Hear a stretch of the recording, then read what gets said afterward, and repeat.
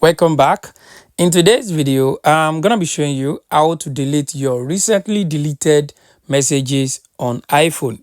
To delete all your recently deleted messages on iPhone, this is very simple to do and very basic to do. The first thing I want you to do, I want you to locate your message app.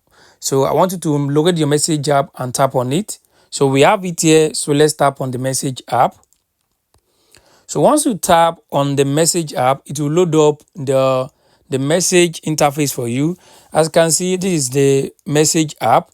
If you check the top left corner, you're going to see where it says edit. So I want you to tap on that edit. So once you tap on that edit, it will pop up something for you on this thing. If you check very well, you're going to see where it says show recently deleted. So I want you to tap on that show recently deleted. So once you tap on that, it will show you all your recently deleted messages on this iPhone. So to delete all these recently deleted messages, what do we do? If you check the bottom left corner, you're going to see where it says delete all. You just want to tap on that delete all. Once you tap on the delete all, it will ask you, are you sure you want to delete all these messages?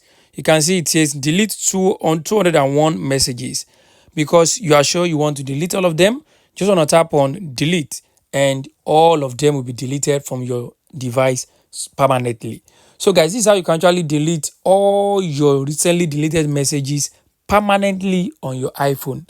I hope this video helped you. Thanks for watching.